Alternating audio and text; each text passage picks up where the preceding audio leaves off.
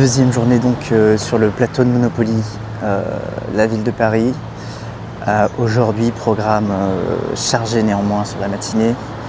On va essayer d'aller chez le coiffeur et on va se rendre dans le 5e arrondissement des bien connus boutiques du Vieux Campeur pour acheter quelques petits matériels. C'est un véritable défi parce que je compte m'y rendre à pied. Plus de 50 minutes de marche. Des piétons, des cyclistes, des automobiles. L'enfer. Donc là, nouveau travail, nouvelle coupe. Voilà, je sors de chez le coiffeur. Je pense que c'est magnifique. J'en sais rien. Et donc là, je me rends chez mon ami Martin. Enfin, voir mon ami Martin vers Saint-Paul pour encore plus de contenu. Tous les jours du contenu. Il faut meubler quoi.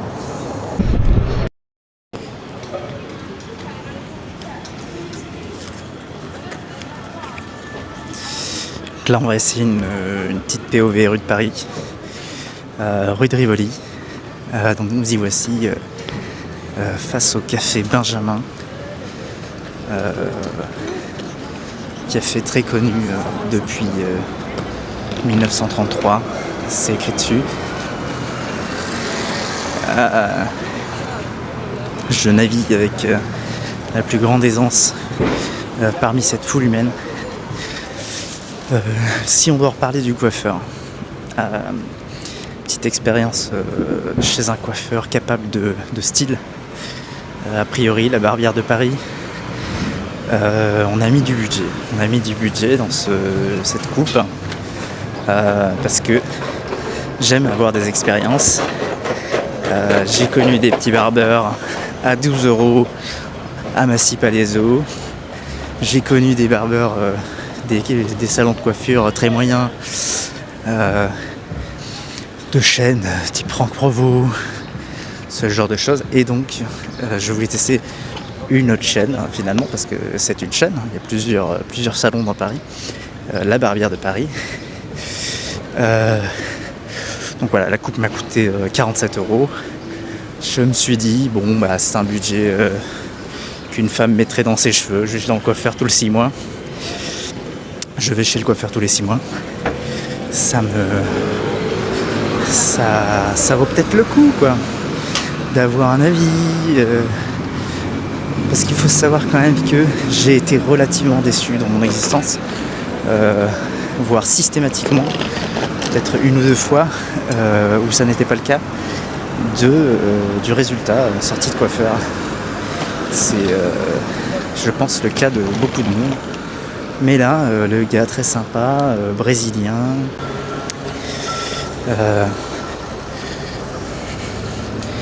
très bon moment, petit café, verre de Perrier, tout le confort moderne finalement, l'eau chaude et l'électricité. Donc là, direction Saint-Paul,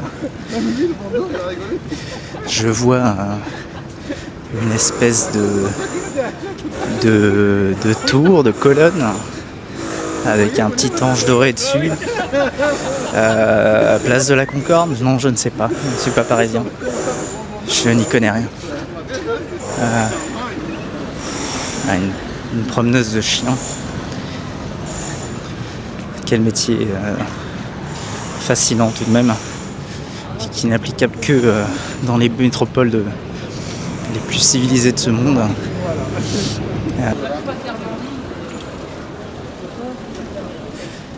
Alors, hôtel de ville de Paris, si je n'abuse, extrêmement grand bâtiment. J'y trouve toujours quelque chose d'un peu grotesque. Quant au BHV du Marais, on se rappelle des images, hein, tous ensemble on se rappelle de l'ouverture de la boutique physique Shine, ou Shine, comme les gens disent finalement, qui a provoqué un véritable tollé sur la toile. Pour finalement, je pense, des ventes désastreuses. Parce que ce que les gens cherchent chez Shine, c'est pouvoir consommer dans l'intimité de leur foyer, sans la honte d'être vus consommant des produits de très mauvaise qualité et consommer pour quelques euros, ce qui n'était apparemment pas le cas dans cette boutique-là, où les prix étaient plus chers que sur internet. Honte à vous. Bohémie, oui, Bohémie, boutique, chaîne de boulangerie, pâtisserie, bien connue pour leur flan parisien, flan pâtissier. Le flan, c'est quand même quelque chose dans la gastronomie. C'est d'une simplicité sans équivoque. Une pâte brisée ou feuilletée, un appareil à flan extrêmement simple à produire, quelques œufs, du lait, des fois de la crème, un peu de farine, bien sûr de la vanille. Qu'est-ce que serait un flan sans la vanille? Après, certains commettent quelques variations et on ne leur en veut pas, mais la vanille restera maîtresse de nos cœurs. Là on obtient quand même ce délicieux dessert extrêmement graphique, de par sa propension à gigoter un petit peu sous les effets des différentes secousses propres au mouvement qui le porte à votre bouche. C'est ça ce qu'on recherche dans un flan, hein. Finalement, cette douceur, cette moellosité, cette humidité. Il y a toute une poésie du flan, je pense. Et il faut le dire, il y a quand même plus de mauvais flans que de bons flans. Un flan est avant tout un objet graphique, finalement. Ça donne toujours envie quand on le voit. Et la plupart du temps, on croque dedans. Et là, on se rend compte que ça n'était pas ce qui était envisagé de visu. C'est finalement une allégorie de la tentation, du désir, de l'assouvissement compulsif de ces désirs. Le flan permet de se remettre en question sur ce qu'on veut vraiment. Est-ce que vous vouliez vraiment ce flan ou vous vouliez l'image de ce flan avec ces petits points de vanille si séduisants, alors qu'on le rappelle, les graines de vanille n'apportent rien en termes de goût une fois qu'elles ont déjà macéré dans le jus. C'est un objet graphique. Cette crémosité finalement due à beaucoup trop de matière grasse ajoutée. Certains rajoutent du beurre dans le flan pour le rendre plus crémeux. Bon, on ne le reveut pas. Cela peut quand même occasionnellement emmener le consommateur à une forme d'extase gastronomique.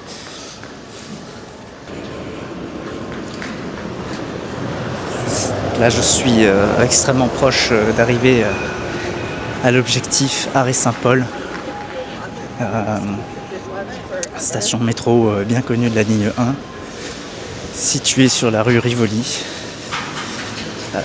Rue de Rivoli, donc évidemment on reconnaît le Monopoly version française qui met en avant toutes ces rues de Paris dans un objet ludique promouvant toutes les valeurs saines du capitalisme et l'anéantissement par la possession, le monopole finalement, face à sa concurrence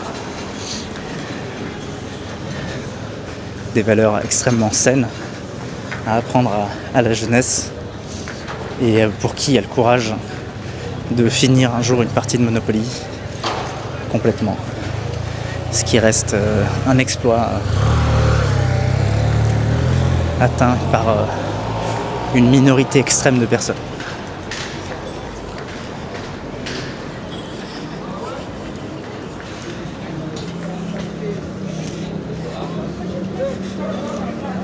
Donc là, je vais me positionner devant l'arrêt Saint-Paul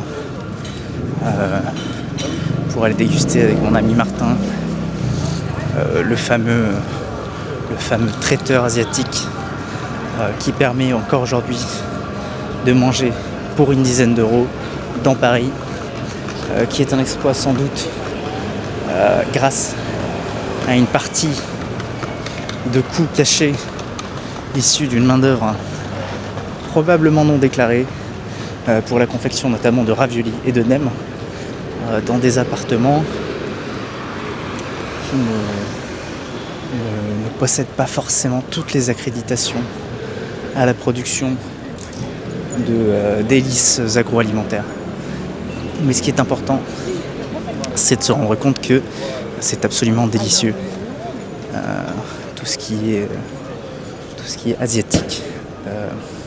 N'oublions pas que le produit subit une cuisson à haute température, dans le cas du nem, de friture, qui permet d'anéantir, annihiler toute source de bactéries et virus qui auraient pu se trouver au sein du produit à sa confection. C'est ce qu'on appelle la pasteurisation, le procédé découvert par Pasteur en son temps, qui a permis quand même de conserver des aliments avec beaucoup de sécurité alimentaire, de Q&A, comme on dit dans l'industrie. Alors, je viens de recevoir une notification sur ma montre connectée, comme quoi l'ami serait pas loin de moi. Où est-il ? Faisons un jeu de Où est Charlie ?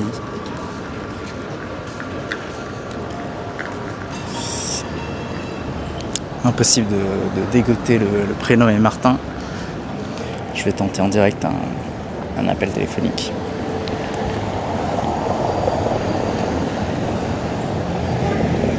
Allô ? Où es-tu ? Moi je suis à l'arrêt de métro.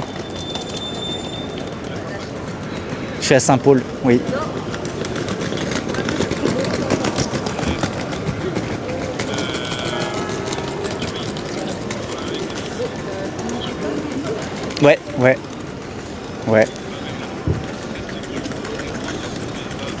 Ouais, c'est ok, je vais en ce sens.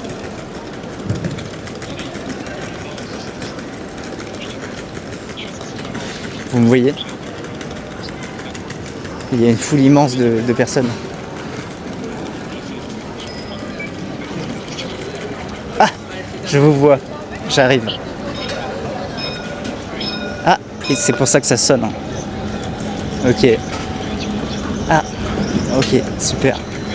Oh, attention, la balle tombe devant le bus.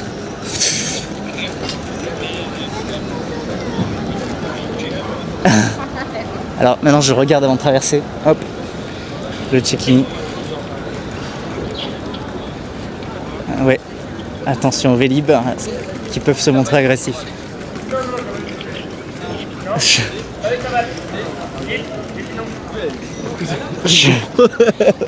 Ça va Loulou ? Ça va, je suis en train de vlogger en permanence. Nouvelle... J'arrête ces bêtises. Nouvelle lubie. Oui. Ok. Donc, il y avait mon petit doigt sur le démarrage, c'est pas grave. On se retrouve donc avec Martin pour la dégustation d'un flan. Sacré flan. Donc comme je vous le disais, il y a un risque non négligeable d'être déçu. Mais on a néanmoins quand même un appui du flan, voilà, qui permet de se satisfaire finalement. Ouais, c'est pas mal. On sent qu'il y a une légère couche de sucre. Légère couche, ça doit être de la confiture d'abricot diluée là pour faire de la brillance. Tu penses? Je goûte. Souvent c'est ce qu'on met sur une pâtisserie. Ah ouais? Mm. Tiens, vas-y toi, prends. Hop. C'est ça? Je sais pas. Ok. Je suis pas pâtissier. C'est de la gélatine. Je coupe? Je coupe pas. Je vais trancher. Une gélatine de porc. Alors, hop, on se met en mode trépied. Grâce à une polyvalence extrême de ce matériel. Ce matériel à 600 €. Ce matériel très cher. Donc là, j'obtiens un morceau. Voilà, je le présente devant la caméra.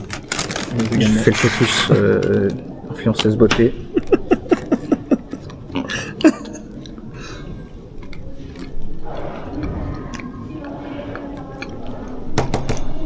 C'est un bon flan. Il a de la crème. Il est très crémeux. Ouais, et beaucoup plus crémeux que les autres. Ah ouais, oui. Non, mais parce qu'il est très riche en matière grasse en fait. Matière grasse issue du lait. Essentiellement. Il a un très bon goût de crème. Je suis assez fan de ce flan. Et en plus, je sens qu'il va pas me dégoûter, tu vois. Non, pas écœurant, pas écœurant. Et alors, c'est un flan nature, du coup, beaucoup plus porté sur l'œuf et la crème. Il a un petit côté œuf, hein, quand même. Il y a un petit côté œuf, je suis d'accord. Ouais. Je suis d'accord.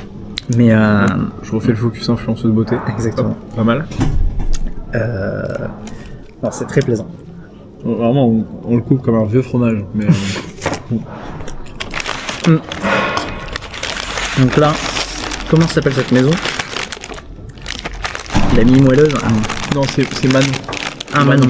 C'est Manon. Chez Manon. Je crois que c'est le meilleur boulangerie de Paris. Elle a eu des titres. Ah ouais. Non, mais ça sonnait bien. Bon, là, je vais faire un boulot de sagouin.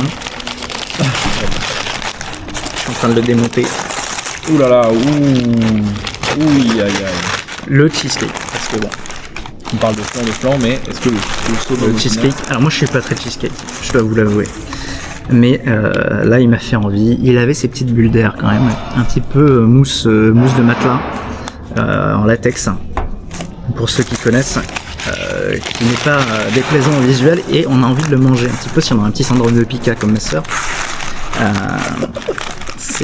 Ça donne instantanément envie. Et donc on va pouvoir satisfaire son léger syndrome de pica en mangeant quelque chose de néanmoins comestible. Parce que ta soeur, du coup, elle a envie de manger des trucs qui sont pas comestibles. Ouais. Ok.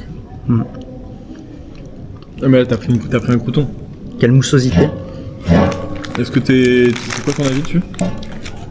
Bah, moi je suis pas très cheesecake de base pour l'acidité, donc bon, on retrouve l'acidité caractéristique du cheesecake. Ah ouais?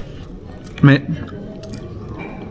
il y a une texture aérienne qui éclate un petit peu en bouche, comme voilà, une mousse qu'on compresse, D'accord. qui est intéressante. Avec un léger goût orangé. Ouais.